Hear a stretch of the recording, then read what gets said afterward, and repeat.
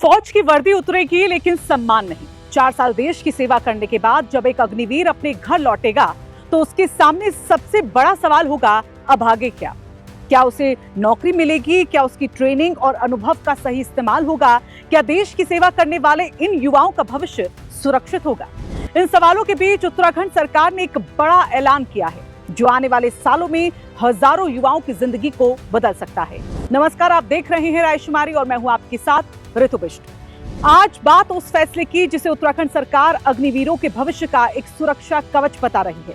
मुख्यमंत्री पुष्कर सिंह धामी की घोषणा के बाद प्रदेश में जल्द ही अग्निवीर रोजगार सेल यानी ARC का गठन होने जा रहा है। दावा किया जा रहा है कि उत्तराखंड देश का पहला ऐसा राज्य बनने जा रहा है जहां सेना से लौटने वाले अग्निवीरों को रोजगार से जोड़ने के लिए एक व्यवस्थित और संस्थागत तंत्र तैयार किया जाएगा।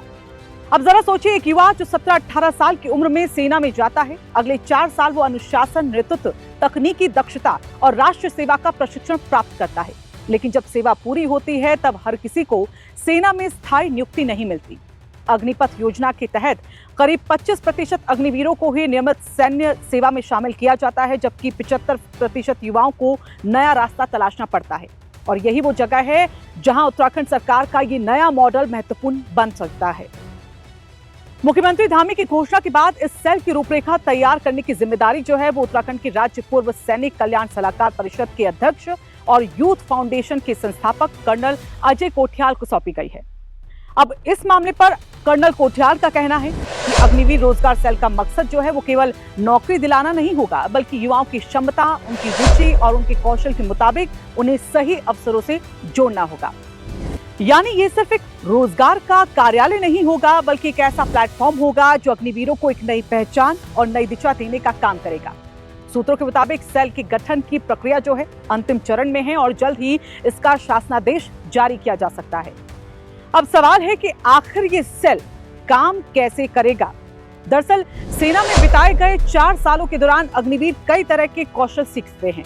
वो टीम लीडरशिप समझते हैं, कठिन परिस्थितियों में निर्णय लेना सीखते हैं, शारीरिक और जो मानसिक मजबूती होती है विकसित करते हैं और साथ ही आधुनिक तकनीक उपकरणों के साथ काम करने का जो अनुभव है वो भी वो यहाँ पर हासिल करते हैं। लेकिन नागरिक जीवन में इन कौशलों को रोजगार में बदलना हमेशा आसान नहीं होता। इसी चुनौती को ध्यान में रखते हुए अग्निवीर रोजगार सेल विशेष स्किल डेवलपमेंट प्रोग्राम और कैप्सूल कोर्स को शुरू करेगा और इन कोर्सों का उद्देश्य होगा कि अग्निवीरों को बाजार की मौजूदा मांग के मुताबिक प्रशिक्षित किया जाए। यानी सेना की ट्रेनिंग और बाजार की जरूरतों के बीच जो अंतर है उसे पाटने का काम यहाँ पर ये सेल करने वाली है। सरकार की इस योजना के मुताबिक ये भी बताया जा रहा है कि अग्निवीरों के लिए 50 से ज्यादा रोजगार क्षेत्रों और विशेषज्ञताओं की जो सूची है वो तैयार की जा रही है और इनमें कई तरह के शामिल हैं, जिसमें आपदा प्रबंधन है, पर्यटन है, होटल उद्योग है, सुरक्षा सेवाएं हैं, लॉजिस्टिक्स है, मैन्युफैक्चरिंग है, इंफ्रास्ट्रक्चर, कृषि, खेल और साथ ही कई तकनीकी क्षेत्र इसमें शामिल हो सकते हैं। अगर आप उत्तराखंड को यहाँ पर करीब से जानते हैं तो समझ सकते हैं कि इन क्षेत्रों में कितनी संभावनाएं हैं वो मौजूदा में। आपदा प्रबंधन की यहाँ पर बात करें तो उत्तराखंड प्राकृतिक आपदाओं से प्रभावित राज्य रहा है और ऐसे में प्रशिक्षित और अनुशासित अग्निवीर इस क्षेत्र में एक बड़ी भूमिका को निभा सकते हैं। वहीं पर्यटन और होटल इंडस्ट्री में नेतृत्व क्षमता, अनुशासन रखने वाले युवाओं की लगातार मांग रहती है। सुरक्षा सेवाओं में तो सेना का अनुभव अपने आप में एक सबसे बड़ी योग्यता यहाँ पर माना जाता है। वहीं लॉजिस्टिक्स और इंफ्रास्ट्रक्चर सेक्टर तेजी से विस्तार कर रहे हैं, जहां तकनीकी समझ रखने वाले युवाओं की जरूरत लगातार बढ़ रही है। यानी सरकार की कोशिश है कि अग्निवीरों को सिर्फ एक रोजगार नहीं मिले, बल्कि उन्हें करियर में कई तरह के ऑप्शंस मिले। एक और महत्वपूर्ण बात ये कि ये सेल केवल सरकारी नौकरियों पर निर्भर नहीं रहेगा।